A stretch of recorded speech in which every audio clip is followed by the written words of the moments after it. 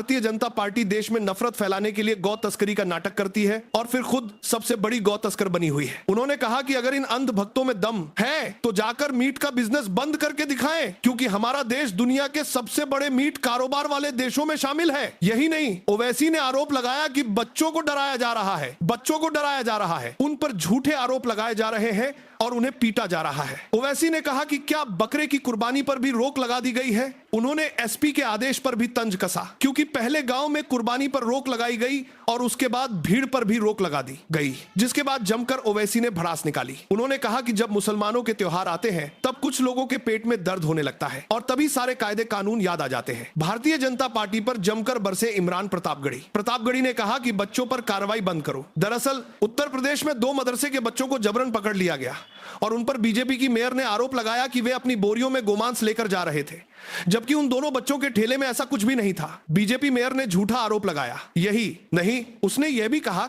कि ये बच्चे रोज यहां आकर कचरा फेंकते हैं। उन्होंने कहा कि योगी के राज में यह सब नहीं चलेगा और यहां किसी भी हाल में गौ तस्करी नहीं होने दी जाएगी। इसके बाद एक बार फिर बहस तेज हो गई कि जो लोग खुद गौ तस्करी करते हैं वही मुस्लिम मदरसों पर आरोप लगा रहे हैं। क्योंकि दोनों बच्चे मदरसे के थे इसलिए मामला और भी बढ़ गया। इसके बाद इमरान प्रतापगढ़ी ने बीजेपी के खिलाफ जमकर भड़ास निकाली। भारतीय जनता पार्टी के खिलाफ और भी तगड़ा प्रदर्शन हुआ। अरशद मदनी ने बीजेपी के खिलाफ मोर्चा खोल दिया। उन्होंने कहा कि फिलहाल देश में नफरत फैलाने के लिए बीजेपी अलग अलग तरीके अपना रही है।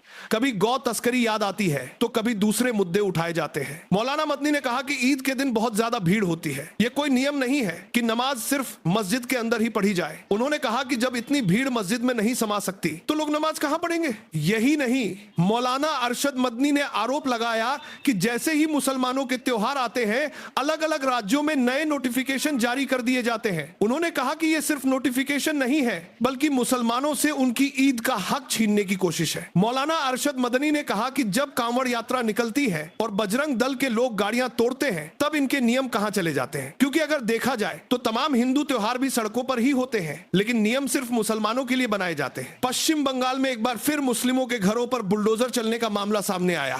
ममता बनर्जी ने बीजेपी को घेरा। उन्होंने आरोप लगाया कि जानबूझकर मुस्लिमों को निशाना बनाया जा रहा है और उनके घरों पर बुलडोजर चलाया जा रहा है। ममता बनर्जी ने कहा कि भारतीय जनता पार्टी बंगाल में सिर्फ मुसलमानों को घेरने की राजनीति कर रही है। वीडियो वायरल होने के बाद तरह तरह के सवाल उठ रहे हैं। आरोप लगाए जा रहे हैं कि बीजेपी हर मुद्दे को हिंदू मुसलमान की राजनीति में बदलना चाहती है। अगर पश्चिम बंगाल की बात की जाए तो वहां भी लगातार माहौल गरमाया हुआ है। भारतीय जनता पार्टी पर जमकर भड़के अखिलेश यादव ने कहा कि उत्तर प्रदेश ऐसा राज्य बन गया है जहां मुसलमानों पर अत्याचार हो रहा है। उन्होंने बीजेपी की मेयर पर निशाना साधते हुए कहा कि बच्चों पर झूठे आरोप लगाए जा रहे हैं। कहा जा रहा है कि वे गोमांस लेकर जा रहे थे और नदी में फेंकने वाले थे। मदरसों को बंद कराने की धमकियां दी जा रही है। अखिलेश यादव ने कहा कि बिना जांच किए बच्चों को डराया धमकाया गया। उन्होंने कहा कि हमारा देश भाईचारे का देश है। जिस दिन समाजवादी पार्टी की सरकार बनेगी बीजेपी की तानाशाही खत्म कर दी जाएगी। अखिलेश यादव ने कहा कि उत्तर प्रदेश गुंडागर्दी से नहीं चलेगा। उन्होंने आरोप लगाया कि अलग अलग तरह के नोटिफिकेशन जारी किए जाते हैं और मुसलमानों को परेशान किया जाता है, धमकी दे रहे हैं। अखिलेश यादव ने कहा कि मुसलमान इस देश का बड़ा हिस्सा है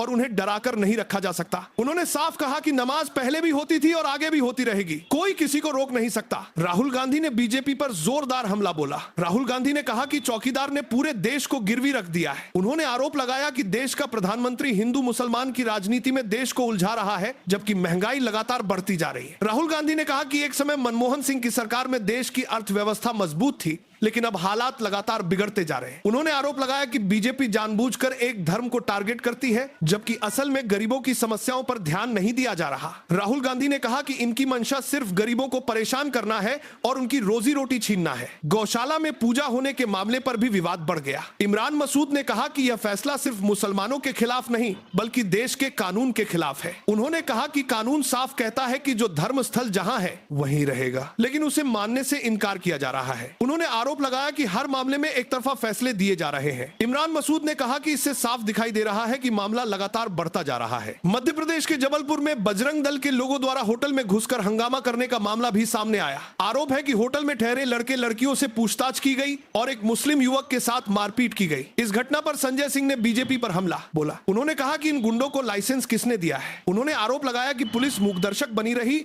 और कानून व्यवस्था पूरी तरह फेल हो चुकी है। ओवैसी ने एक बार फिर बीजेपी पर हमला बोलते हुए हुए कहा कि मुस्लिम बच्चों को जानबूझकर फंसाने की कोशिश की जा रही है। उन्होंने कहा कि मदरसा With Porter, you can deliver